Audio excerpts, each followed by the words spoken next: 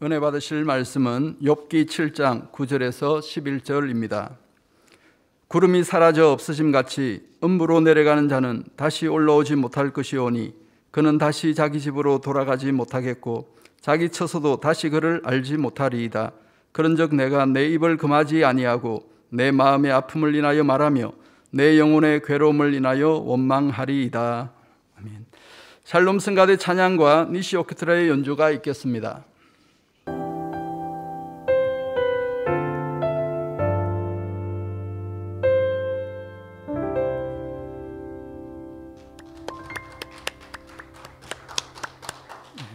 당회장 직무대행이신 이수진 목사님께서 욥기 강의 15번째 음부와 양심 심판 제목의 말씀 증거해 주시겠습니다. 특성으로 영광 돌려주신 밀양만민교회 장선미 집사님 감사합니다. 먼저 광고 하나 드리고 설교에 들어가도록 하겠습니다. 아버지 하나님의 권능과 성령의 불같은 역사를 체험할 수 있는 2022년 만민 학예 수련회를 8월 1일부터 8월 3일까지 2박 3일 동안 강원도 원주에 있는 오크밸리 리조트에서 전 성도 대상으로 있습니다. 8월 1일 월요일에는 교육 및 은사 집회에 제가 인도하고요. 8월 2일 화요일에는 아버지 하나님께 찬양으로 영광 돌리는 캠프파이어가 알차게 준비되어 여러분 모두에게 축복과 응답을 받는 감동의 수련회가 될 것입니다. 2022년 만민 학예 수련회에 많은 성도님들이 동참하시어 아버지 하나님께 영광 돌리는 귀한 시간이 되시기를 바랍니다. 자세한 사항은 추후 광고 및 교회 홈페이지에 공지하겠습니다. 만민 학예 수련회 준비위원회에서 광고 주셨는데요. 만민 학예 수련회 준비위원들이 고민이 많으시더라고요. 무슨 고민이냐? 어떻게 하든 우리 성도님들께 회비를 잘 저렴하게 해드리고 싶은데 물가가 올라서 회비가 책정을 최대한 줄이려고 해도 고민을 너무 하시는 거예요. 그런 고민을 제가 들었는데 뉴스에 보니까 뉴스에서 바로 답이 나오더라고요. 한참 코로나 때문에 해외여행 또 여행들 못 갔잖아요. 이제 풀리고 나니까 해외여행을 가기 위해서 가족 단위로 딱 해외여행을 준비했는데 웬걸 또 우크라이나 러시아 전쟁 이런 것들이 있다 보니까 또 석유값도 오르고 여러 가지가 세계적으로 다 그런가 봐요. 그런 상황에서 해외여행을 가자니 이전보다 너무나 많이 비용이 책정이 되고 그래서 국내 여행으로 바꿔서 제주도라든가 이렇게 국내 여행으로 했는데도 물가가 올라서 가족 휴가를 어떻게 가야 되나 고민이라고 이런 국민들의 원성 아닌 원성이 뉴스에 나오는 걸 보면서 지금 이런 상황이어서 우리 준비위원들도 참 어떻게 우리 성도님들의 편리를 받을 수 있을까라고 하지만 여러분도 아시다시피 리조트야 우리 거 아니고 서양 사람들이 운영하는 리조트에서 또 빌려주고 식사하고 여러 가지 우리가 책정하는 거를 넘어서는 상황이잖아요. 그러니까 그런 상황들을 이해하시고 또 여러분들이 최선을 다해서 또 기도하시고 또 서로 부족한 물질이 있는 분들은 또 돌아봐 주시고 하셔서 물질 때문에 내가 축복의 자리에 못 올 수는 없잖아요. 나 요거 준비 못 해가지고 아버지의 응답과 축복의 자리를 놓치면 너무나 안타깝지 않습니까? 아버지 하나님 응답하시고 축복하시는 거 나 주시인으로 볼게요. 여러분들 하나님의 응답은 축복은 축복의 자리, 현장에 있는 것과 어쩔 수 없어서 난 정말 너무너무 가고 물질을 내들여서 가겠는데 상황이 급박하고 상황이 안 돼서 이런 분들이라면 아버지는 동일하게 은혜를 주시지만 내가 이런 좀 편리를 보기 위해서 불참하고 그냥 편안하게 주신으로 시청한다면 아버지가 도리어 뭐라고 하실까요? 이제 우리 성도님들 그런 적은 믿음은 아니신데요. 그래서 우리 성도님들이 영을 진리를 사모하고 하나님의 응답 축복을 사모하는데 준비위원들이 고민하지 마시고 또 우리 성도님들이 그런 믿음으로 잘 준비할 수 있도록 미리 공지해 주시면 되고 또 준비위원들은 어떻게 하든 여러 가지로 절감하도록 고민해 주시면 됩니다. 대화를 했는데요. 그런 고민들 여러분도 이해하시고 요즘에 세상 물가들 또 이해하시고 그리고 또 기도하시면서 잘 준비하셔서 응답과 축복의 시간이 되시길 바랍니다. 치료받고 하는 것도 물론입니다. 치료의 현장이 되겠죠. 그것은 물론이지만 그러면 아프지 않은 분은 사모하지 않겠습니까? 아니죠. 치료하시는 아버지 하나님이 내 마음의 소원 응답하시니 응답의 자리가 될 것이고 또 저는 뭐 큰 문제 없는데요. 큰 문제 없으면 영적으로 성장하는 시간이 되지 않겠습니까? 성령의 충만함을 받으면 이 세상도 넉넉히 이기고 승리하고 또 세상에 어떤 질병균들 상관없이 살아가니 영육 간의 축복이죠. 그렇게 기도로 또 준비하시면 좋겠습니다. 어제 금요철야는 5월 은사 집회로 드려졌습니다. 저도 은사 집회를 이렇게 이루면 인도할 때 항상 아버지를 의지하면서밖에 할 수 없죠. 제가 무슨 치료하고 응답할 수 있습니까? 아버지 하나님이 하시는 건데 아버지 하나님이 우리 가운데 함께 하시는 증거를 마음껏 보여주셔야 하고 또 우리가 현장에 모이지 못하는 상황이니 얼마나 안타깝습니까? 하지만 살아계신 아버지 하나님, 변함없으신 아버지 하나님, 목자의 그 놀라운 권능을 지금도 펼치시는 아버지 하나님을 믿기에 이렇게 은사 집회를 하고 있습니다. 그런데 저도 은사 집회를 하면서 행복하고 기쁘고 감사하고 짜릿짜릿합니다. 예배를 시작하면서 말씀을 듣는 중에도 통증이 있어서 여기가 아프고 저기가 아팠는데 어떤 분은 말씀을 듣는 중에 통증이 사라졌습니다. 그 통증이 그냥 뭐 예사 통증이 아니라 몇 개월을 가기도 하고 몇 주 동안에 있었기도 했고 1년 전에 통증이기도 하고 병원에 가서 치료해 봤는데도 안 되니 1년 동안 하루하루 고통받았습니다. 이렇게 표현하시는 분들도 듣게 되는데요. 뭐 건강하게만 사신 분들이라면 피부에 와닿지 않을 수 있겠지만 대부분이 통증도 고통도 뭐 어떤 아픔도 경험해 보셨겠죠. 의학으로 과학으로 아니 되는 것도 있고 또 내가 세상을 의지해 보았는데 아니 되어지는 문제도 있고 세상에 의지해서 될 일이라면 아버지는 더더욱 문제되지 않으시는데 그 하나님이 치료해 주시고 응답해 주셨다면 하나님을 만나는 그 시간이니 얼마나 행복합니까? 그런데 여기서 기도했는데 아버지 하나님이 시공간을 초월해서 전 세계 우리 성도님들 통증이 있는 분들 움직이지 못했던 팔다리, 어깨, 목, 허리, 무릎 치료해 주시고 그래서 마음껏 움직이게 해 주시니 그 간증이 실시간으로 올라오고 하루가 지나서 올라오고 저도 행복하고 저도 오싹오싹 한 거예요. 그래 아버지 하나님 이렇게 우리와 언제나 함께 하시는데 그 하나님께서 지금도 우리와 이를 보장해 주시는데 얼마나 감사한가. 그러니까 저는 은사 집회를 준비하면서 크게 감사의 물을 심습니다. 은사 집회를 통해 영광 받으시니 감사합니다. 미리 그렇게 준비해서 오는 것이죠. 아버지 하나님께서 우리와 함께 하시고 만나 주시니 얼마나 감사한지요. 현장에 모이지 못하고 또 많은 성도가 함께하지 못해서 어떤 큰 간증이 없다라고 생각되시는 분이 혹간 계십니까? 큰 간증, 작은 간증 나눌 것도 없지만 여러분들 안에 있었던 뭐 대상포진 예를 들어 그 통증이 무슨 칼로 찌르는 것 같다. 뭐 이런 통증이라고 표현하시기도 하는데요. 칼로 베는 것 같은 통증이다. 계속 순간순간 인상이 써지고 몸이 오싹오싹해진다라는 그 통증. 저는 뭐 대상포진 경험이 없습니다만은 그런 통증 예를 들어서 그 통증이 몇 주가 갔습니다. 며칠이 갔습니다. 그런데 이 예배를 드리는 시간, 기도를 받는 그 시에 어떤 분의 표현은 1초 만에 없어지셨대요. 자, 여러분 그냥 우연의 일치도 아니고 이 권능을 무시하려고 하는 사람은 별의별 표현들을 다 했습니다. 그냥 느낌이래요. 자, 여러분들이 세상 살면서 너무나 큰 고통이 있는데 내 생각을 다스려서 느낌을 다스려서 통증을 사라지게 할 수 있다면 그러면 그런 사람은 뭐 명상의 능력이 있을까요? 자기를 그렇게 다스릴 수 있을까요? 그런 말도 안 되는 말로 하나님의 권능을 무시하면 안 되고요. 또 어떤 분들은 우리가 세우신 목자님의 간절한 기도 또 아버지 하나님의 교통함으로 아버지의 보장하심으로 치료받고 응답받는 무수한 간증들이 있죠. 내가 기도해서 응답받지 못했는데 당회장님이 중보 기도해 주심으로 치료받고 응답받는 이런 간증들. 그러면 뭐라고 해요? 그거는 당회장님의 기도로 치료받은 게 아니라 그 환자가 스스로 하나님께 열심히 부르짖고 열심히 매어 달렸고 그렇게 공의를 쌓아서 그래서 치료받았다고? 그러면 혼자 그냥 금식하고 기도해서 치료받지. 왜 당인자님께 나와서 기도받았는데 치료받냐고요. 그러니까 뭐 자꾸 말도 안 되게 이 권능을 없이 하려고 합니까? 그런데 우리 성도님들은 너무나 본인들이 체험했잖아요. 내가 기도했는데, 내가 금식했는데 안 되어진 걸 은사 집회 시간 당인자님이 손을 들어 기도하실 때, 또 환자 기도를, 당의자매의 음성의 환자 기도를 받을 때, 권능의 손수건으로 기도를 받을 때 왜 그때 통증이 사라졌냐고요. 그래요. 좋아요. 여러분들이 당연히 회개에서 막힌 담 헐어야죠. 그리고도 부족한 것이 당의자님의 사랑의 중보의 기도와 권능으로 치료되고 응답받는 무수한 역사. 또 권능의 종들이, 일꾼들이 사랑으로 중보할 때 아버지께서 그 의인의 간구를 들어 응답하시는, 축복하시는 역사.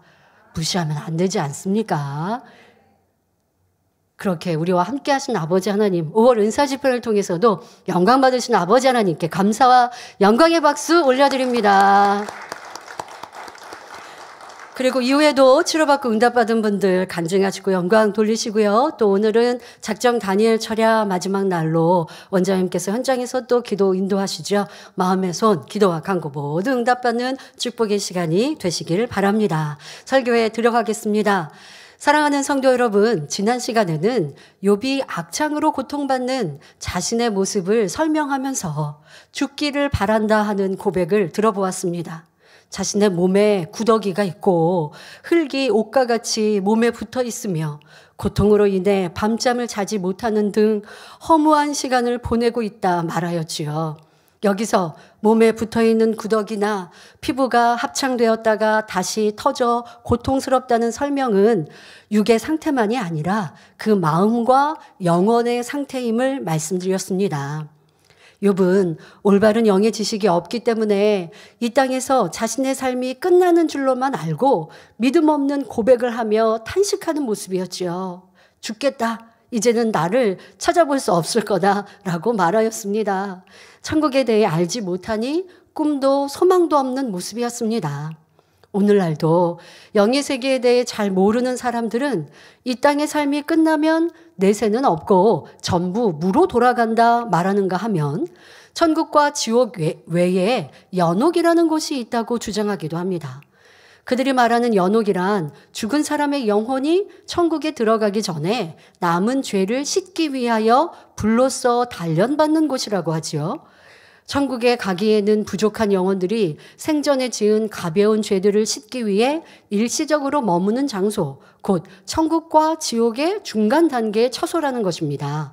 그러나 모든 사람은 이 땅의 삶이 다한 후에는 천국과 지옥이라는 두 갈래 길만이 있을 뿐 그 중간 단계는 없습니다. 저와 여러분은 당의자님을 통해 영의 세계에 대해 아주 자세히 들었습니다. 그래서 천국과 지옥은 물론 음부의 세계와 양심 심판에 대한 말씀도 잘 알고 계시는 분이 많지요. 이처럼 밝히 알려주시고 깨우쳐주신 아버지 하나님께 감사하시길 바랍니다. 혹여나 영의 세계에 대하여 욥과 같이 잘못 알고 계신 분이 있다면 오늘 말씀을 통해 바로 정립하시며 천국 소망을 갖는 복된 시간이 되시길 바랍니다. 여러분, 이 말씀을 잘 아는 것과 모르는 것은요, 여러분 삶에도 분명히 영향이 있습니다. 내세의 소망이 확실한 사람은 오늘 하루의 삶이 내세에 내게 주어질 상급의 차이를 알거든요.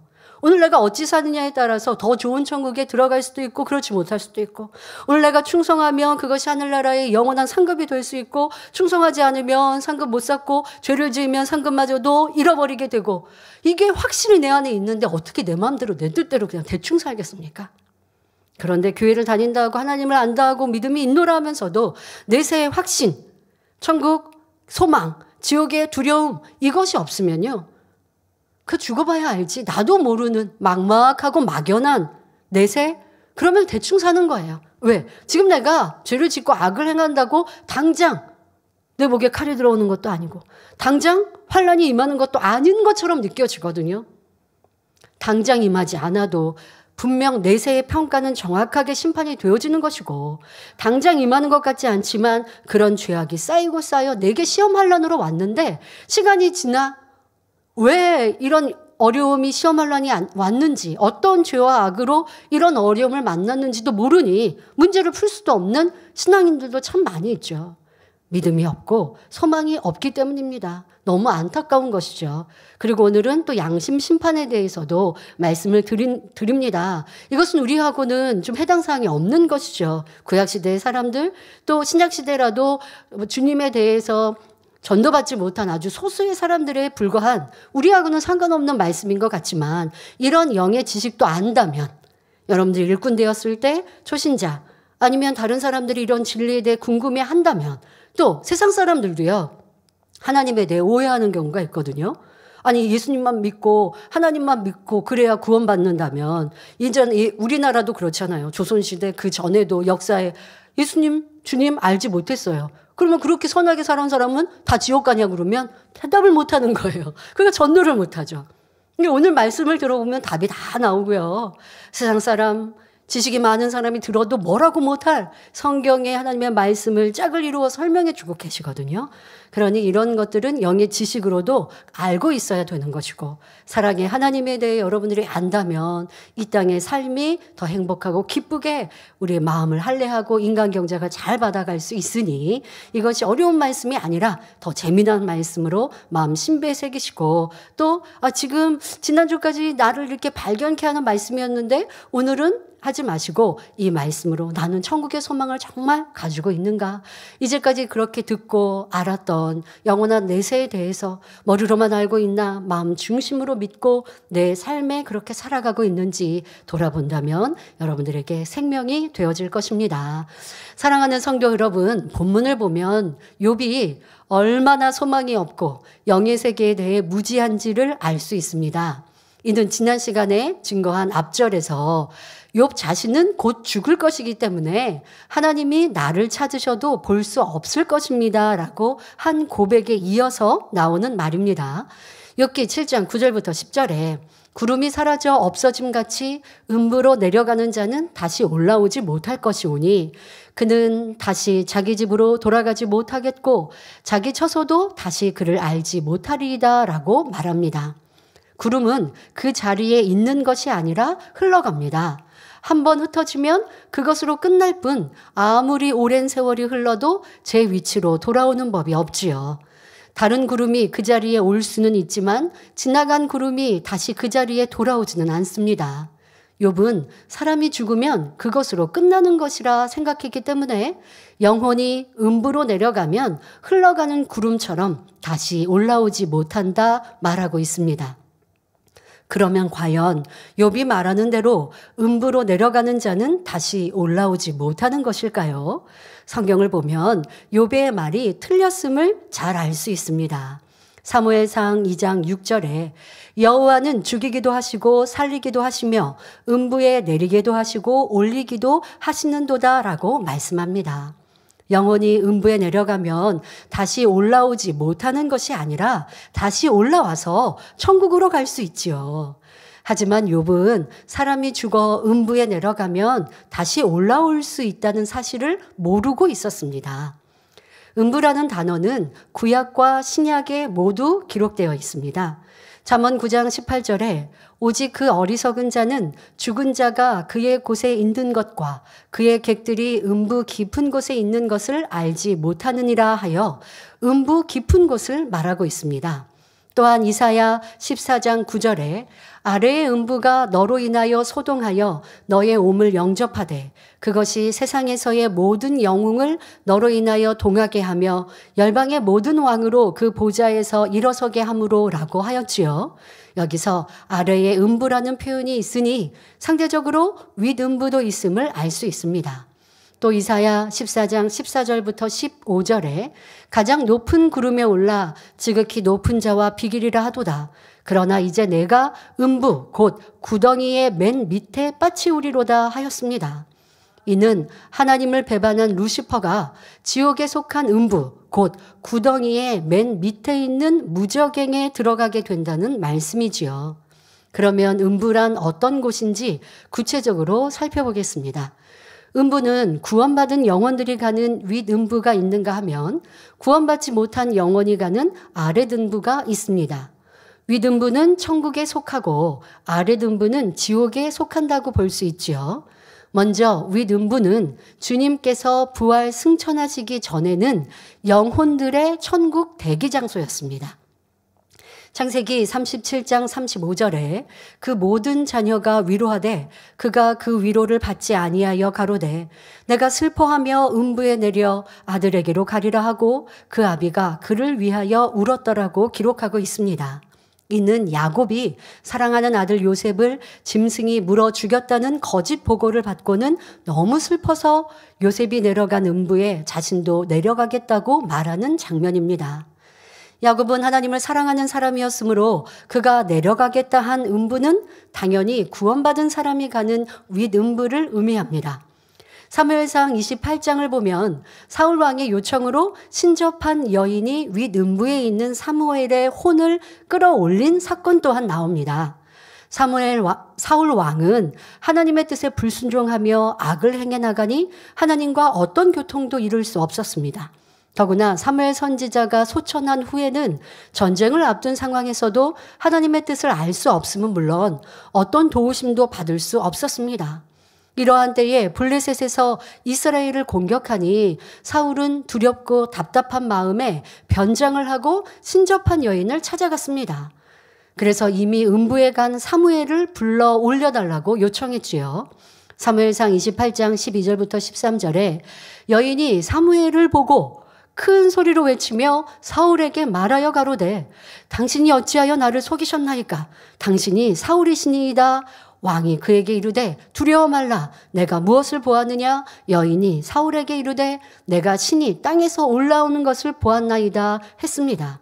자, 이 말씀은 신접한 여인이 죽은 사무엘 선지자의 모습을 보고 놀라 고백하는 장면입니다. 그러니까 사울 왕이 지금 자기가 사울 왕이 아닌 것처럼 변장을 하고 찾아갔어요. 그리고 신접한 여인에게 사무엘을 불러 올려달라고는 했는데 신접한 여인도 불러 올린다고 올라왔는데 정말 올라왔어요, 사무엘이. 놀랐는데 사무엘을 불러 올릴 수 있는 사람이 누구겠습니까? 그러니까 이 변장한 이가 사울 왕이다라고 그제서 알아보면서 왕인데 왜 나를 속였냐? 그리고 사무엘 선지자가 나타나는 걸 보고 놀라워하는 이런 장면입니다. 사무엘 선지자는 윗음부에 있었기 때문에 영혼을 부르니 땅에서 올라왔다고 표현한 것입니다. 물론 여기서 여러분 오해하면 안 됩니다. 신접한 여인이 사무엘 선지자를 불러낸 것은 아닙니다. 지금 그런 장면인데 아니요. 하나님께서 허락하시고 하나님께서 역사하셔서 올라온 것이지 그 과정에 이 여인이 그냥 쓰였던 것이고 한 것이지 이 신접한 여인이 그러한 능력이 있는 것이 아닙니다. 무당이나 신접한 자가 하나님과 교통할 수 있는 방법을 알거나 죽은 영혼을 불러 올릴 수 있는 능력은 없습니다. 이들은 어둠의 영역과 접하며 귀신을 불러들일 수 있을 뿐입니다. 귀신은 불러올 수 있어요. 귀신은 불러올 수 있는데, 자, 어떤 경우 그렇게 이제 무당을 불러서 구술하거나 하면 우리 가정에서 먼저 죽은 그런 아버지의 영, 아버지의 혼을 불러온다라고 이렇게 무당을 불러서 구술하거나 하지 않습니까? 아니면 그 아버지의 혼을 위로하기 위해서 구술한다라고 합니다. 그럴 때 보면 이 무당이나 이런 이들이 그 목소리를 흉내내기도 하고 또 아니면 그 습관을 흉내내기도 합니다. 그러면 정말 먼저 죽은 그 영혼이 왔나 보다라고 가족들이 오해하기도 하죠. 절대 그렇지 않습니다. 먼저 죽은 이가 귀신 되지 않는 이상. 자살을 하거나 어떤 상황으로 귀신되어 있지 않는 이상 죽어서 지금 아랫음부에 있거나 또 하나님을 믿고 윗음부에 있는 그 영혼을 불러올 수는 없어요. 그런데 귀신과는 접할 수 있습니다. 귀신과는 접할 수 있는 그런 신접한 무당은 있을 수 있어요. 그럼 귀신을 불러왔는데 어떻게 내 가족, 먼저 죽은 가족의 목소리를 흉내내고 이런 걸 흉내냅니까? 먼저 죽은, 그래서 불러오려고 했던 먼저 죽은 가족이 하나님 안 믿은 사람입니다. 어둠에 속한 이예요. 그러면 어둠에 속한 그 질서 안에서 귀신을 통해서 알려줄 수 있는 것이고 귀신을 통해서 그렇게 정보를 줄 수 있는 거죠. 그렇게 흉내를 내죠. 그러나 우리 성도님들이 그런 간증도 많이 들었습니다. 세상 사람은 연초가 되고 아니면 연말이 되면 점을 본다고 하죠. 점을 보는데 우리 하나님을 믿는 사람들은 점 보고 하지 않습니다. 그런데 때로는 가족이 남편, 아내 아니면 자녀의 정보를 가지고 가서 점을 보려고 해요. 근데 하나님이 신실히 믿는 성도에 대해서는 점이 안 나오는 거예요. 그러니까 점을 잘 친다고 했는데, 그러니까 이 사람이 진짜 점 잘 치는 사람이에요. 귀신과 접하고 있는 사람이에요. 거짓말로 하는 사람은 대충 뭐 잘 된다 못 된다 할 수 있어요. 그런데 귀신에 접해서 하는데 귀신이 어떻게 하나님을 믿는 자녀에 대해서 알겠습니까? 알 수가 없는 거예요. 그러니까 안 나온다고 그러죠. 안 나온다고 그러죠. 우리 성도님들이 내가 점 보러 가는 일은 없지만 가족이, 부모가 점을 보고 갔다 와서 여기 점 잘 보는 데인데 갔다 왔는데 야, 너 점은 안 나오더라 라고 말해줬어요. 그러니까 우리가 알 수 있는 것이죠. 하나님께 속한 자녀들에 대해서 귀신이 알 수가 없죠. 어둠이 알 수가 없죠. 자, 그러면 지금 이 신접한 여인이 어떻게 사무엘 선지자를 불러 올렸습니까? 그 신접한 여인이 무당이 불러오는 것이 아니라 지금의 사울 왕이 이렇게 간절히 사무엘을 부르고 하나님과 교통하고자 하는 것에서 아버지가 긍휼히 역사해 주신 것입니다. 사울 왕이 찾아왔던 신접한 여인의 경우도 본인의 능력이 아니라 하나님의 능력으로 윗음부에 있던 사무엘을 이끌어 하나님의 뜻을 깨우칠 수 있도록 허락하셨던 것입니다. 또 기회를 주신 것이죠. 비록 사울 왕이 불순종으로 버림받은 상태였지만 이스라엘 백성이 세운 왕이었습니다. 무엇보다 사무엘 선지자가 살아생전에 사울이 악과 불순종에서 돌이킬 수 있도록 애통하며 기도했던 것을 기억하여 하나님께서 특별히 은혜를 베푸신 것이지요. 사무엘 선지자가 천국이 아니라 윗음부에 있었다라고 했는데요. 윗음부는 구원받은 이들의 대기장소라고 했죠. 자, 윗음부에 있었던 이유는 아직 예수님이 십자가를 지시기 전이기 때문입니다. 예수님께서 십자가에서 죽으시고 부활하신 후에야 윗음부에 머물던 영혼들을 천국의 낙원에 있는 대기 장소로 데리고 가셨습니다. 하지만 구원받지 못한 이들이 모여있는 아랫음부, 자, 이 아랫음부에서는 백보자 대심판시 지옥의 판결을 받기까지 계속해서 그곳에 머물게 됩니다. 자, 이렇게 구원받은 이들의 영혼이 머무는 윗음부와 구원받지 못한 이들이 머물며 고통당하는 아랫음부가 있다는 사실을 알아야 합니다. 누가복음 16장에 나오는 부자와 거지 나사로의 경우를 보면 더 이해하기 쉽습니다. 부자와 거지 나사로, 이 땅에 같은 세대, 같은 상황에 같이 살았어요. 같이 살았다는 건 한 집에 살았다는 것은 아니고, 부자는 말 그대로 떵떵거리며 궁궐 같은 집에서 매일매일 잔치 벌이면서 살았어요. 그런데 하나님을 경외하지 않고 내 마음대로 내 뜻대로 살다가 죽었고, 자, 그런데 부자의 집 앞에서 구걸하며 살던 거지 나사로, 그 거지 나사로도 지금 죽은 거예요. 자, 이렇게 부자와 거지 나사로가 죽었습니다. 자, 죽은 후 어떻게 됐느냐?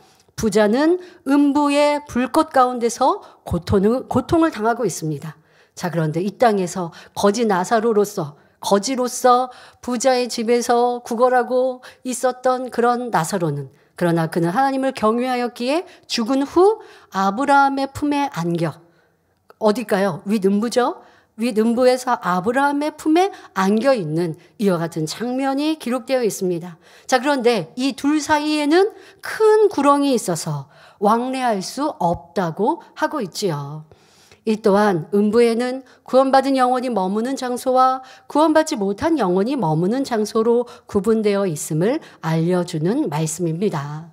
하나님을 믿고 구원받은 사람이 호흡이 끊어지면 미리 와서 대기에 있던 두 천사가 그 영혼을 데리고 윗음부로 갑니다.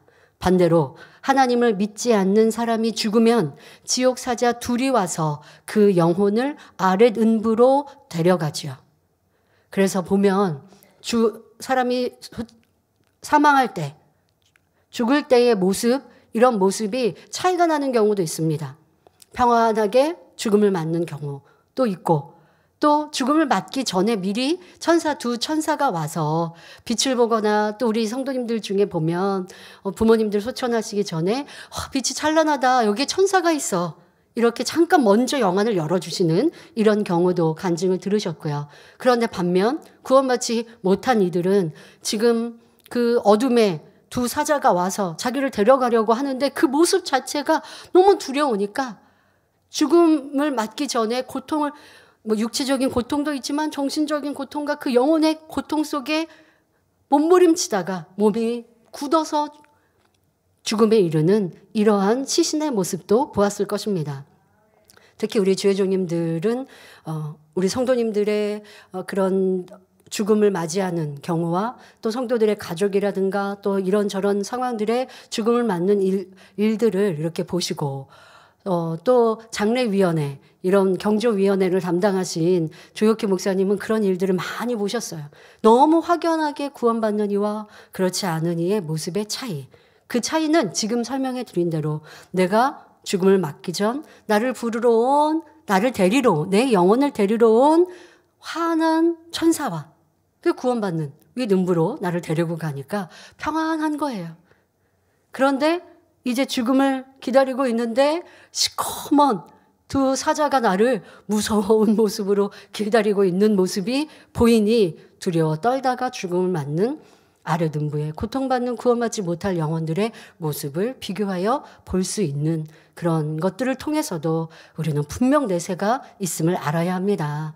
자, 이렇게 무서운 검은 옷을 입은 두 사자가 와서 구원받지 못한 이들 그 영혼을 아랫음부로 끌어갑니다. 그러면 3일 동안 큰 구덩이 같은 곳에서 적응 기간을 거친 후 죄악의 경중에 따라 구별된 장소로 옮겨져 특별한 경우를 제외하고는 백보자 대심판 전까지 형벌을 받습니다.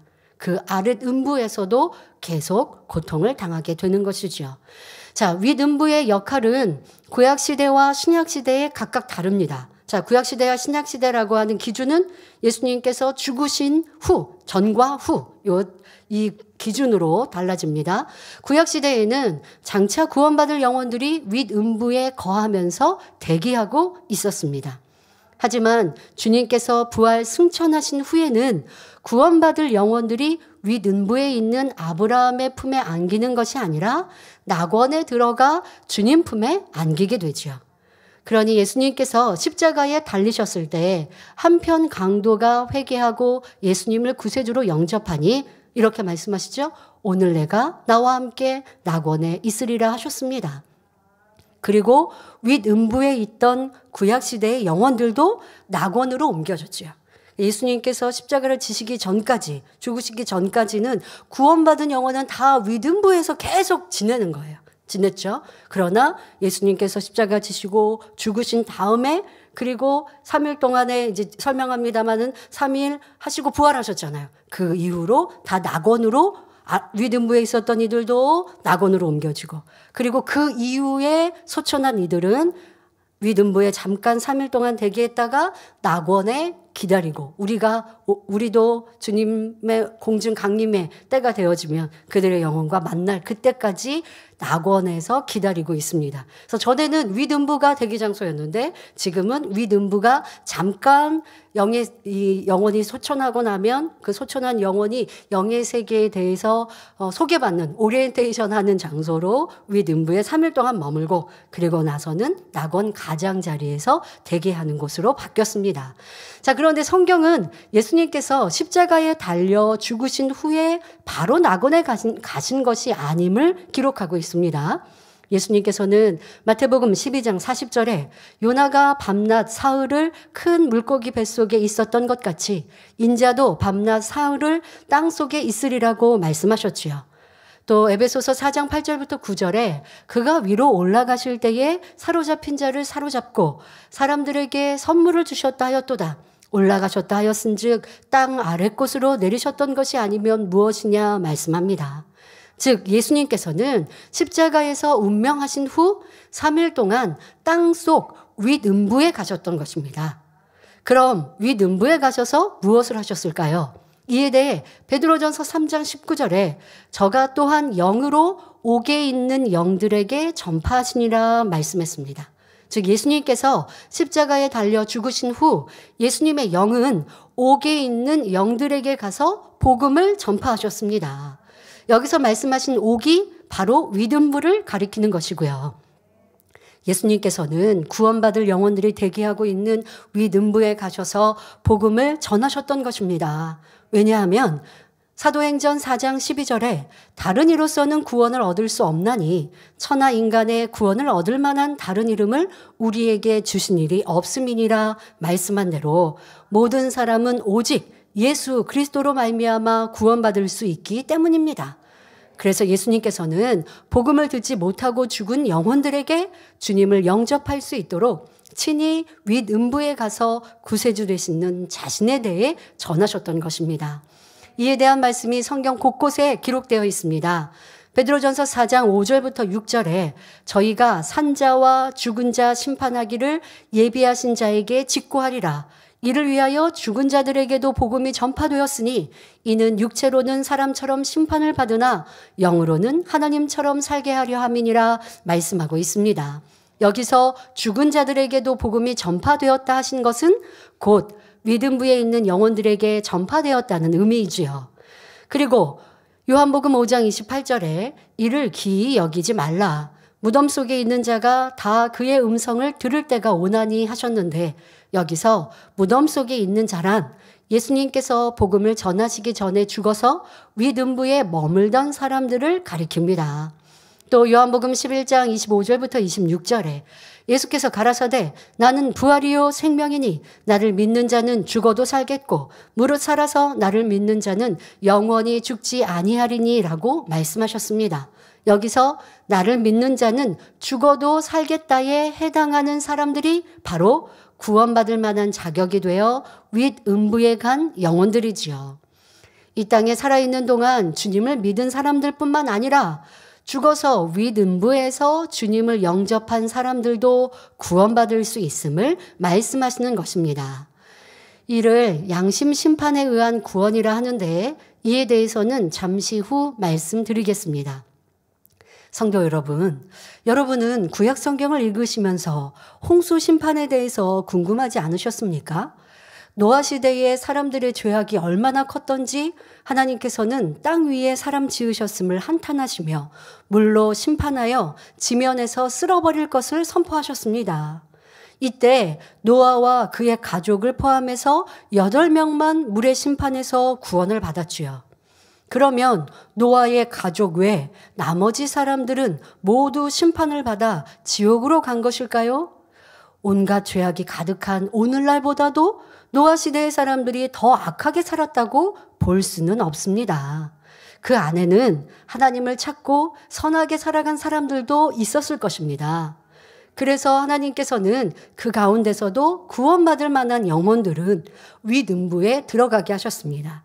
이에 대해 베드로전서 3장 19절부터 20절에 앞서 베드로전서 3장 19절 읽어드렸는데요. 이어서 말씀하십니다. 저가 또한 영으로 옥에 있는 영들에게 전파하시니라. 예수님께서 죽으시고 옥에 있는 영들 윗음부에 가서 주님을 전파하셨습니다. 자, 그러면 이 복음을 들은 이들의 대상이 누구냐? 그들은 전에 노아의 날 방주 예비할 동안 하나님이 오래 참고 기다리실 때에 순종치 아니하던 자들이라. 그러니까 노아의 방주를 짓게 하시면서 노아와 그 가족들은 물의 심판에 대해서 계속 경고한단 말이에요. 그래서 이 방주 안에 들어와야 하나님이 심판하실 때 우리가 살 수 있다 하며 백성들에게 전했단 말이에요. 그런데 그렇게 전하고 또 하나님께서도 노아의 가족들을 방주 안에 들이시고도 또 기다리셨잖아요.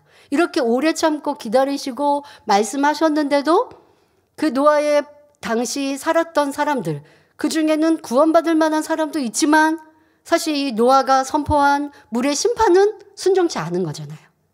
순종치 아니하였던 그들. 그러나 그래도 하나님을 경외한 이들이 있을 거란 말이에요. 그들은 아무리 심판을 받았어도 물의 심판으로 그 당시에 그러니까 노아의 방주 안에 들어가 구원은 받지 못하였어도 그들의 영혼은 그래도 선한 이들, 하나님을 경외한 이들은 윗음부에 들으셔서 예수님께서 십자가 지시고 죽으시고 옥의 영들에게 가르치실 때, 복음을 전파하실 때 그 복음을 들어 구원받는 대상이 되었다라고 지금 양심 심판에 대해서 설명하고 계시는 것입니다. 그래서 방주에서 물로 말미암아 구원을 얻은 자가 몇 명뿐이니 겨우 8명이라라고 말씀하신 이 노아의 가족 8명은 이 노아의 방주 안에서 구원을 받았고, 그러나 그 영원 구원은 지금 물의 심판을 받은 이들 중에도 구원받을 만한 사람들, 아버지 하나님은 사랑이시거든요. 조금이라도 양심의 선이 있고 하나님을 경외했던 이들이라고 한다면, 내가 그렇게 노아를 통해서 물의 심판을 경고했는데 이 노아의 방주에 못 들어왔으니까 물의 심판으로 다 싹 쓸어버리고 죽었어. 그러니 너희 천국 못 가, 구원 못 받아 하신 것이 아니라 물의 심판을 받았다 한다 할지라도 그들의 영혼에 구원받을 수 있는 조그만 선이라도 있다면 그들은 윗음부에 들여놓으셨다가 예수님께서 죽으시고 옥의 영들에게 가르치실 때 구원을 받았다라고 상세히 설명하고 계시는 것입니다. 자, 또 이스라엘 백성이 출애굽한 것 여러분들도 잘 아시죠? 자, 그렇게 출애굽하고 모세와 함께 40년 광야 연단을 받았던 그 많은 이들, 약 200만 명이나 되었던 이들입니다. 자, 그런데 그중에 여호수아와 갈렙 두 사람을 빼고는 광야에서 다 죽었습니다. 가나안 땅을 보고도 들어가지 못하였죠. 자, 그렇다면 200만 명 중에 모두가 구원받지 못하였다라는 것일까요? 그렇지 않습니다. 어찌 여호수아와 갈렙 두 사람만 구원받고 나머지는 다 지옥으로 갔을까요? 그렇지 않죠? 그들은 하나님의 선민이요, 하나님의 역사를 친히 목도한 백성들입니다. 하나님이 친히 역사하심으로 애굽에 열재앙이 내리는 것을 보았고 홍해가 갈라지는 것을 체험했으며 매일같이 하늘에서 내리는 만나를 먹었습니다. 모세 선지자가 하나님과 밝히 교통하는 것도 보았지요. 이렇게 하나님을 알고 믿는 그들이 가나안 땅에 들어가지 못했다고 해서 전부 다 지옥으로 갔을까요? 그 중에는 구원받을 만한 믿음을 가진 사람들도 많이 있었고, 따라서 그들 또한 윗음부에 갔음을 알아야 합니다. 자, 우리나라도 수천 년의 역사를 갖고 있지만 기독교가 들어온 지는 138년 정도밖에 되지 않았습니다. 그러면 우리나라에 복음이 들어오기 전에 살았던 사람들은 모두 지옥에 간 것일까요? 그들이 예수 그리스도를 모른다 하여 모두 지옥에 보낸다면 어떻게 사랑의 하나님이요 공의로운 재판장이라 할 수 있겠습니까? 그러니까 세상 사람 진리를 모르는 사람들이 이런 걸로 막 기독교인들하고 다투기도 하는데 기독교인들은 뭐라고 말을 못해요. 왜? 막 먼저 말을 했어요. 주님만이 구원자이시다. 주님만 믿어야 구원받지 주님 안 믿으면 다 구원 못 받고 지옥 간다라고 전도할 때 했거든요. 그러면 이제 뭔가 조금 생각이 있는 분들, 세상 사람들은 지금 같은 얘기를 하는 거예요. 그러면 우리나라 역사만 하더라도 예수님에 대한 복음이 들어온 지가 얼마 안 됐는데 그러면 그 전에 살았던 사람은 그냥 무조건 다 착하게 선하게 살아도 지옥 가는 거냐? 라고 하면 진리를 모르니까 답을 못 해요. 그럼 오늘 말씀을 들으시면 여러분들이 아주 시원하고 명쾌하게 그들에게 말할 수 있죠. 그러니까 세상 사람들은 뭐 이런 얘기를 왜 합니까? 나 착하게 살아. 나 선하게 살아. 아니, 교회 다니는 사람보다도 나 선하게 사니까 천국 지옥에 있으면 나는 천국 갈 걸 이렇게 말한단 말이에요. 근데 우리는 말하잖아요. 아무리 이 땅에 선하게 살아도 예수 그리스도를 믿지 않으면 천국 못 간다고. 우리의 죄를 십자가에서 대신하여 지신 주님을 믿지 않으면 구원 못 받는다고 우리가 전도하니까 지금 같은 이러한 지식으로 세상 사람들이 크리스찬들에게 얘기하면 반박을 못하는 거예요. 그런데 사랑의 하나님은 주님의 시대가 아닌 구약 시대에 있는 사람들, 아니 주님을 몰랐던 사람들, 이런 사람들을 그냥 다 주님 몰랐으니까 믿지 않았으니까 지옥 보내실 리가 만무하죠. 또한 그것이 성경에 정확하게 기록되어 있다는 것입니다. 사랑 자체이신 하나님께서는 선한 사람들에게 구원의 길을 마련해 놓으셨습니다. 예를 들어 우리나라 조선시대의 이순신 장군은 나라와 임금 그리고 백성을 위해서 생명 바쳐 충성했습니다. 또 부모에게 효도하며 범사에 자기의 유익을 굳지 않고 희생하는 삶을 살았지요. 비록 하나님과 주님에 대해 몰랐지만 선한 양심 가운데 하늘을 우러러 한 분 조물주를 경외하였습니다. 하나님께서는 이런 사람을 위해 구원받을 수 있는 길을 열어 놓으셨는데 바로 양심 심판입니다. 예수 그리스도를 알지 못한 구약시대의 사람들이나 예수 그리스도가 오신 뒤에도 복음을 듣지 못한 사람들을 구원하기 위한 하나님의 방법이지요. 그러면 하나님께서 얼마나 공의로우신지 양심, 심판에 대해 구체적으로 살펴보겠습니다. 하나님께서는 구약시대에 모세를 통해 율법을 주시고 그 행위에 따라 구원의 여부를 결정하셨습니다. 그러나 이스라엘 백성이 아닌 이방인들에게는 율법이 없었습니다. 또한 신약시대에도 복음을 듣지 못한 이들이 있습니다. 이에 공의로우신 하나님께서는 율법과 복음 이외의 심판의 기준을 주셨습니다. 이것이 바로 각 사람의 양심입니다. 선한 사람들은 율법을 알지 못했거나 복음을 듣지 못했다 해도 각자의 양심을 쫓아 선하게 살고자 합니다. 로마서 1장 20절에 창세로부터 그의 보이지 아니하는 것들 곧 그의 영원하신 능력과 신성이 그 만드신 만물에 분명히 보여 알게 되나니 그러므로 저희가 핑계치 못할지니라 말씀한 대로 마음이 선한 사람들은 질서 있게 창조된 천지 만물만 보고도 신의 존재를 믿습니다. 또한 전도서 3장 11절에 기록한 대로 하나님께서는 사람에게 영원을 사모하는 마음을 주셨습니다. 그래서 마음에 선이 있는 사람은 막연하게나마 신을 찾으며 영원한 사후의 세계를 믿고 비록 복음을 듣지 못했다 해도 하늘을 두려워하여 선하고 의롭게 살기 위해 힘썼지요. 내가 악을 행하면 내 후손에게 화가 임하지 않을까? 이러한 생각도 했고 그리고 분명히 내가 선을 쌓으면 그것이 나에게 돌아온다. 그러니까 막연할지라도 신을 인정하는 거예요. 그리고 악을 행하면 그 보응을 받는다라는 것이 선한 양심 속에 느껴지니 내게 조금 불이익이 되어도 악을 쫓지 않고 선을 따라 나간 이러한 사람들, 이러한 선한 양심, 그 양심이 그들의 기준이 되어서 또 구원받을 수 있는 길이 되는 것이죠. 자, 이런 사람들이 율법을 알았다면, 이런 선한 양심을 가진 사람들, 그리고 그 양심에 따라 살아가는 사람들은 이 진리를 알았다면, 율법을 알았다면 잘 지켰을 것이고, 복음을 들었다면 주님을 영접했을 것이기에 하나님께서는 이들의 양심을 기준으로 심판하여 구원하시는 것입니다. 그러므로 로마서 2장 14절부터 15절에 율법 없는 이방인이 본성으로 율법의 일을 행할 때는 이 사람은 율법이 없어도 자기가 자기에게 율법이 되나니 이런 이들은 그 양심이 증거가 되어 그 생각들이 서로 혹은 송사하며 혹은 변명하여 그 마음에 새긴 율법의 행위를 나타내느니라 말씀하셨습니다.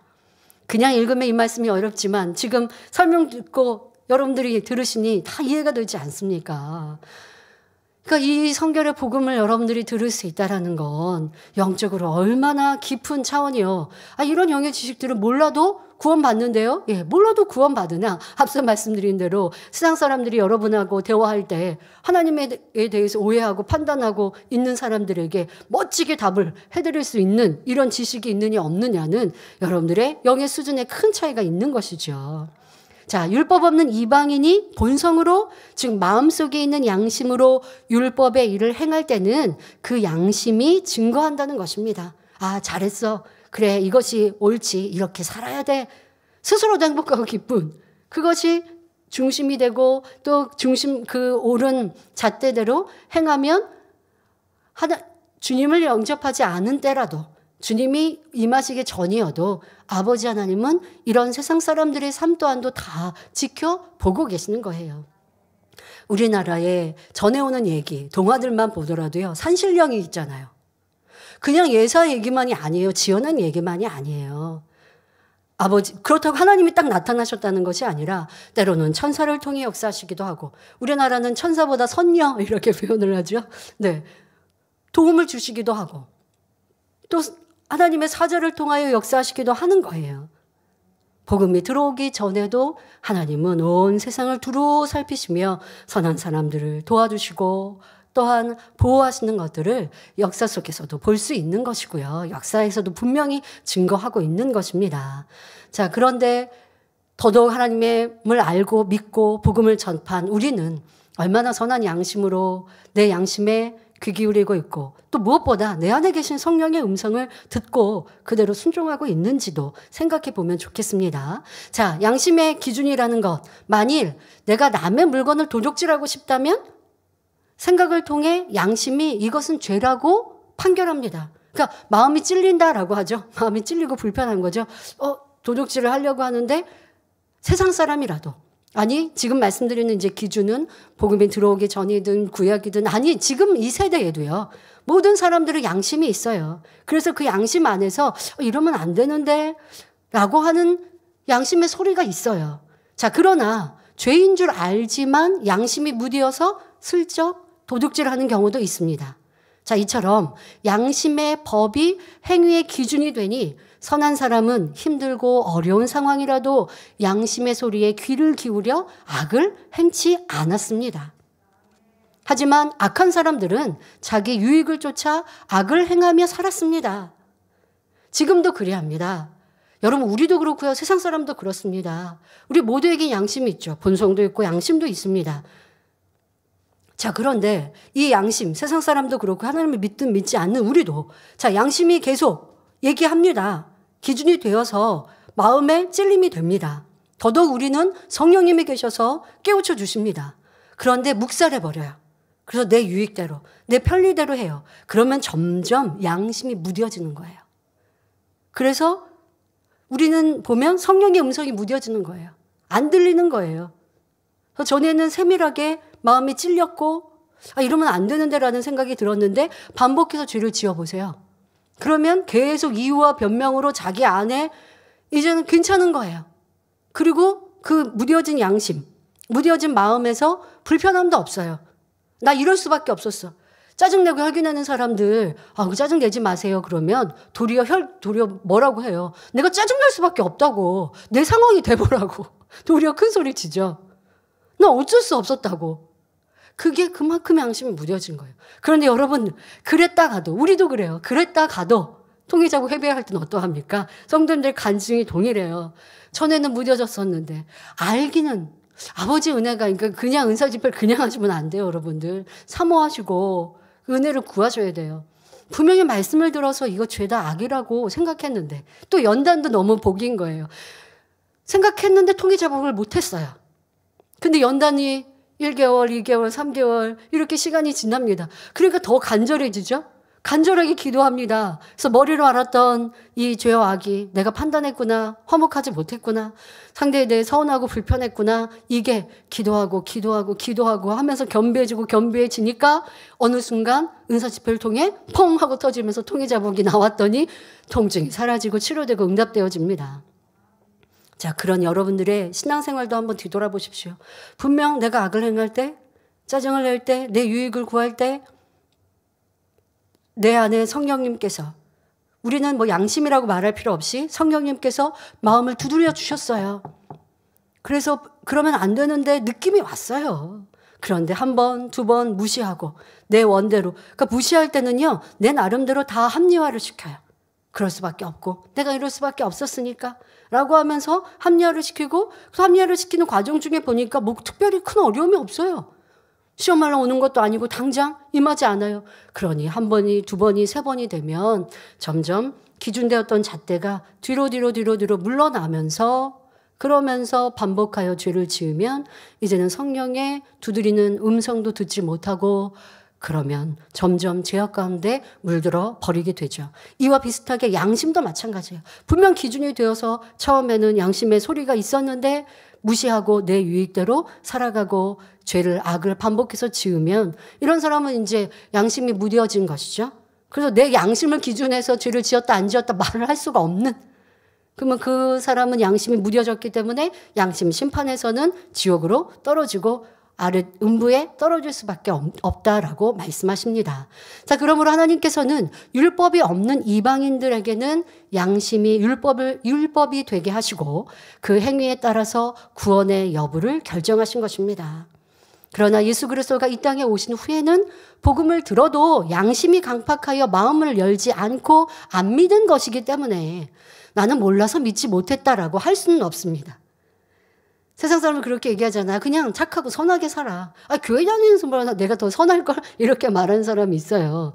그런데 그런 사람들이 아무리 착하게 선하게 살았다고 스스로는 주장해도 하나님의 선과 진리에 비춰보면 너무 악하잖아요.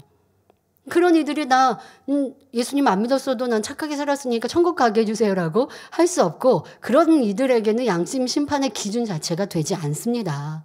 물론 오늘날에도 복음을 전혀 들어본 적이 없는 사람은 양심 심판을 받게 됩니다. 어떤 오지에, 지구상의 오지에 살았다, 그래서 복음이 들어가지 않았다라고 하면 이러한 기준에 들어가겠죠.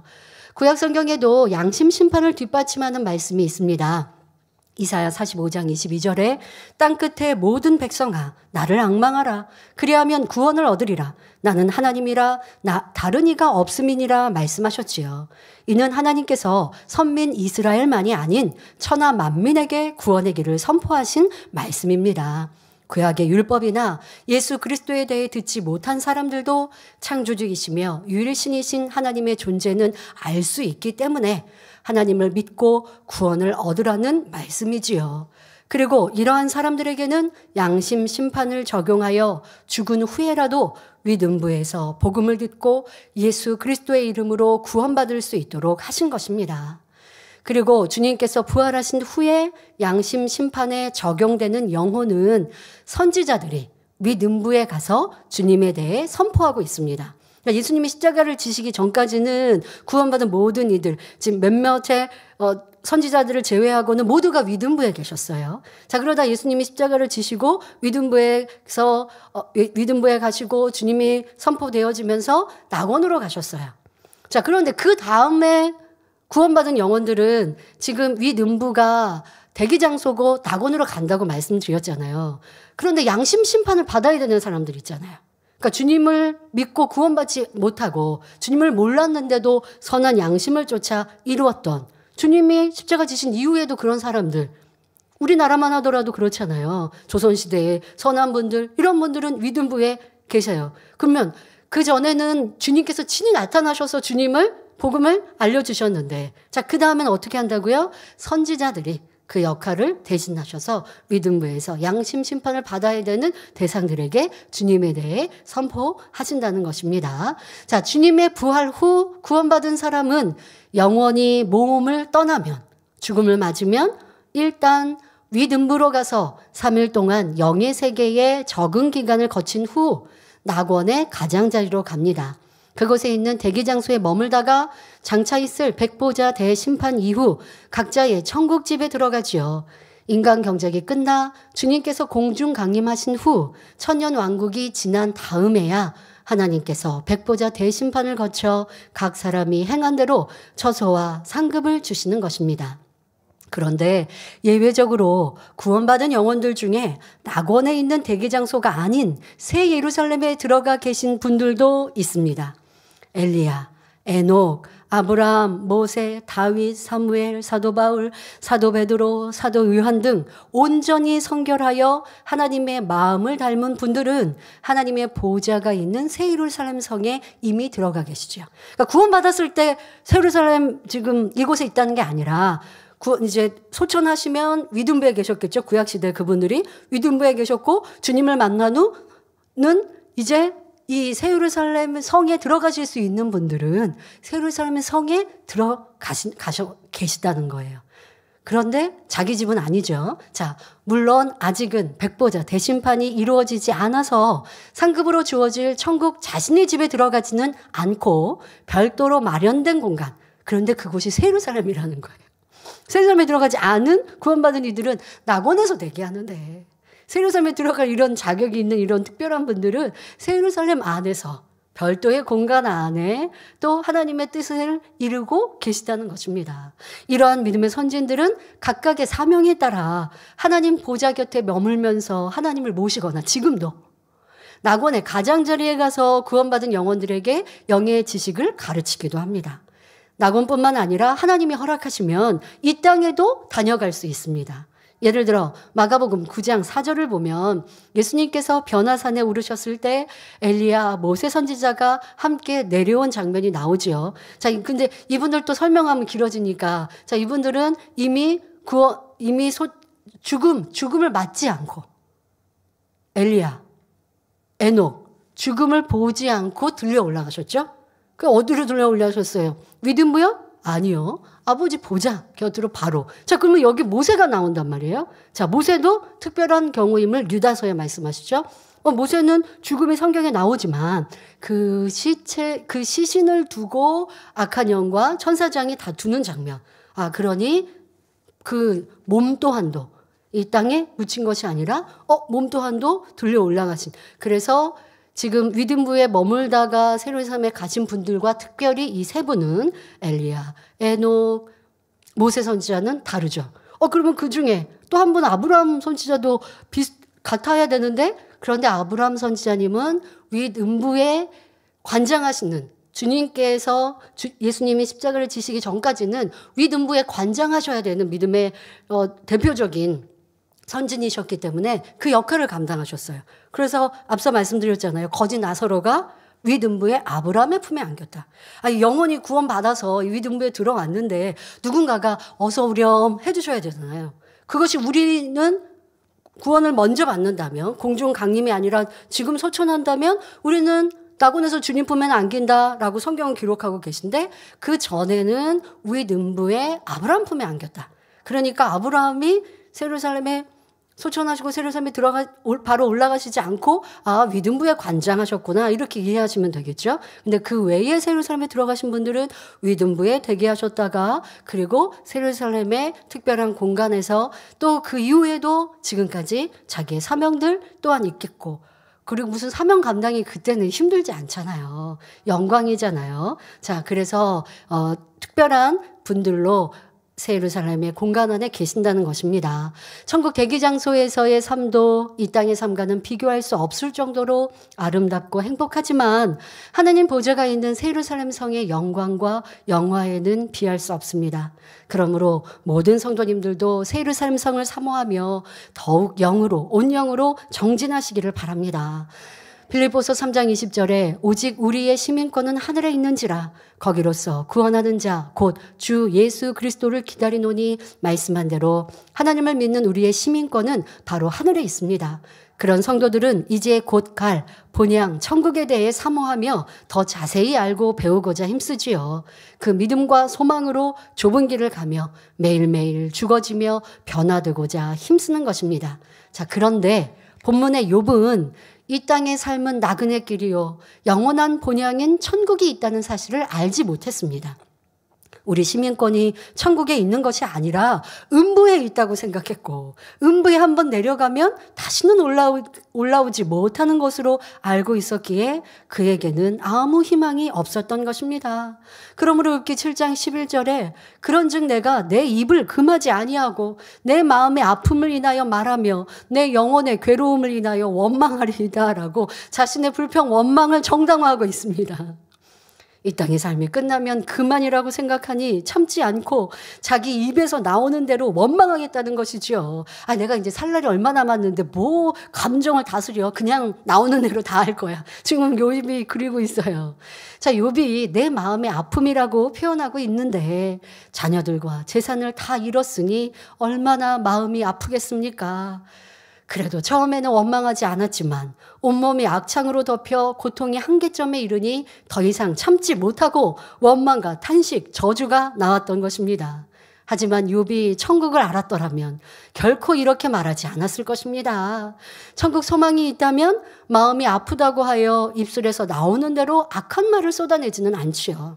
천국에 소망이 있는 사람은 하나님 말씀에 순종하여 마음에 아픔이 있어도 참고 용서하며 이해합니다. 때로는 죽음을 앞둔 내가 열심히 신앙생활했던 성도님들, 일꾼들 중에도 이제 어떤 사고나 아니면 질병으로 죽음을 앞둔 이들도 있습니다. 그런데 믿음 소망이 있는 분들은요, 그 짧은 시간 어떻게 하면 또 하나님을 기쁘시게 할까 하더라고요. 몸에 고통이 있을 수도 있어요. 그런데 고통이 있어도 어떤 분 그런 분 봤습니다. 일꾼 중에 병원에 입원해 계시는데요. 그때도 전도하시더라고요. 그때도 전도하시고, 그래서 가족이 그런 얘기를 합니다. 엄마가 이렇게 소천하시기 전 그때가 믿음이 제일 좋으셨고 제일 아름다웠다고. 그래서 야, 역시 믿음 있는 분이구나. 아, 믿음 있는데 왜 치료 못 받고 천국 먼저 갔나요?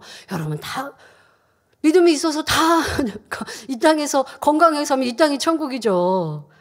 공의가 일하느라 공의가 있잖아요. 그래서 때로는 우리가 기대하고 바라는 것과 달리 먼저 천국에 가신 분들도 있고 먼저 구원받는 분도 있을 수 있습니다. 그러나 믿음이 있는 이와 없는 이, 천국이 있는 이와 없는 이는 그 죽음의 시간도 다른 것을 볼 수 있습니다. 그래서 그 모습을 보는 가족들이 참 위로가 되었다라고 고백하시더라고요. 그렇지 않다면 때로는 몇 주, 몇 개월 동안 고통받는 그 환자를 볼 때 가족들이 얼마나 힘들겠습니까? 대신 아파줄 수도 없고 또 입술에 지금 욥과 같이 불평 원망하고 배우자를 원망하고 그런 사람들 있잖아요. 세상 사람들 보면 도리어 죽음을 앞두고 불평 원망하고 싸우고 다투고 하는 경우 있어요. 그래도 세상 사람도 죽음을 앞두면 좀 선해지고 원수 맺었던 사람도 풀려고 하는 사람도 있지만 반대로 그렇지 않은 사람도 있고. 그런데 우리 성도님들의 또 소천을 앞둔 분들을 보면 이렇게 선으로 나오는 모습이 바로 천국의 소망이 있고 믿음이 있는 분들임을 볼 수 있었습니다.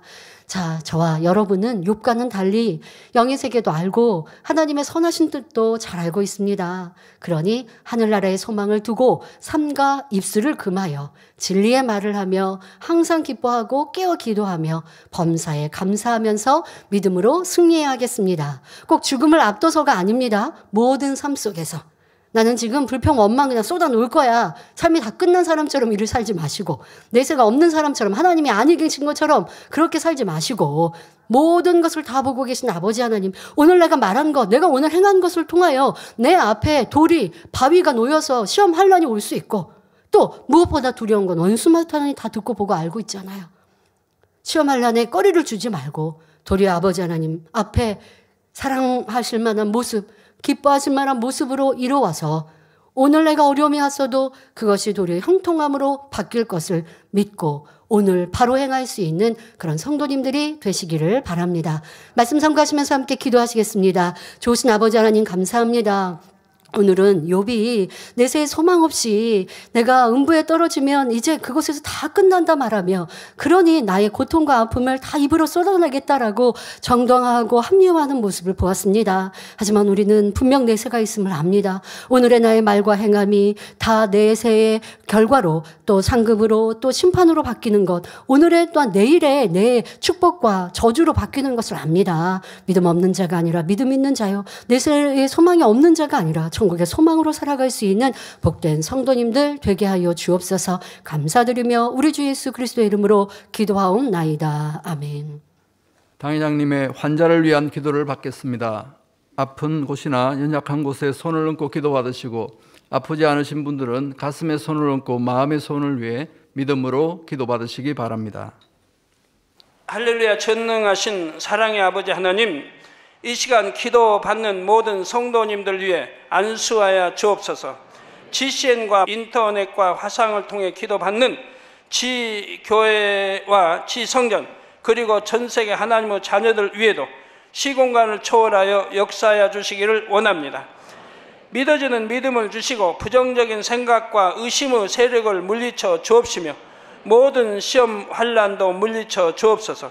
머리부터 발끝까지 오장육부 뼈 마디마디 온몸의 신경 조직 세포 등 아픈 곳마다 성령의 불로 태우시고 근본의 빛으로 역사하여 주옵소서. 예수 그리스도의 이름으로 명하노니 원수마귀 사단 모든 질병 균 연약함아 물러가라. 빛이 임하라. 모든 불치 난치병도 성령의 불로 태워 깨끗하게 역사하여 주옵소서. 말라리아를 비롯한 모든 풍토병도 물리쳐 주옵소서. 감기, 기침, 열, 몸살, 독감 등 각종 유행성 질병도 다 물러가라. 어떠한 유행성 질병 균도 틈타지 않게 지켜 주옵소서. 위암, 폐암, 간암, 유방암, 자궁암, 대장암, 피부암 등 각종 암과 에이즈, 백혈병, 뇌졸중, 고혈압, 저혈압, 심장병, 폐병, 위장병, 당뇨, 부인병, 피부병, 갑상선 질환과 모든 염증도 깨끗게 하여 주옵소서. 소아마비, 중풍, 관절염, 디스크도 온전케 하여 주옵소서. 요통, 두통, 신경통을 비롯한 모든 통증은 사라질지어다. 간질, 자폐증, 우울증, 조울증, 노이로제 등 모든 정신질환도 물러가라. 모든 마비된 것도 풀어지고 일어나 걷고 뛸지어다. 눈도 잘 보이게 하옵시고 귀도 잘 들리게 하여 주옵소서. 소경은 눈을 뜨고 기머거리는 들으며 벙어리는 말할지어다. 각종 사고, 후유증도 깨끗게 하시고 부러진 뼈도 붙여 주옵소서. 화상 입은 것도 온전케 하옵소서. 화기야 물러가라. 열도 물러가라. 아버지 흉터도 나지 않게 역사해 주시기를 원합니다. 마약을 비롯하여 각종 약물과 독극물 중독도 깨끗함을 입을지어다. 죽은 신경과 세포가 살아나며 죽은 자도 살아나게 하여 주옵소서. 잉태의 축복도 주시기를 원합니다. 잉태 축복을 받으라. 예수 그리스도의 이름으로 명하노니 원수마귀 사단아, 하늘 공중 곳에 잡은 악의 영들아 물러가라. 그의 사자들도 물러갈지니라. 이 땅의 악한 영, 더러운 영, 거짓되고 간사한 영, 이간질하고 미혹하는 모든 어둠들은 물러가라. 모든 흉악의 결박을 풀고 어둠아 물러가라. 빛이여 임하라. 아버지 하나님, 부르짖어 기도할 수 있는 능력을 주시고 죄를 버리고 성결될 수 있는 능력을 주옵소서. 영혼이 잘됨같이 범사에 잘되게 하시고 가정의 복음화도 이루어 주시기를 원합니다. 한 주간도 모든 사고와 재앙으로부터 지켜주시고 불통이 없는 형통한 삶을 살 수 있도록 축복해 주옵소서. 성령의 불담으로 천군 천사와 주님의 불꽃 같은 눈동자로 모든 하나님의 자녀들과 가정, 일터, 사업터를 지켜주시기를 원합니다. 학생들에게 지와 명철을 더하시고 공부도 할 수 있는 뜨거운 마음과 열정도 더하여 주옵소서. 마음과 생각을 세상에 빼앗기지 않도록 지키시고 하나님을 뜨겁게 사랑하는 학생들로 축복하여 주옵소서. 하나님의 자녀들이 먹으나 마시나 입으나 무엇을 하든지 하나님 앞에 영광 돌리는 삶이 되게 축복하여 주시기를 원합니다. 나는 하나님을 만났노라, 체험했노라, 응답 받았노라, 축복 받았노라, 간증하는 입술이 되게 역사하여 주옵소서. 아버지 하나님 감사합니다. 홀로 영광 받으옵소서. 우리 주 예수 그리스도의 이름으로 기도하옵나이다. 아멘.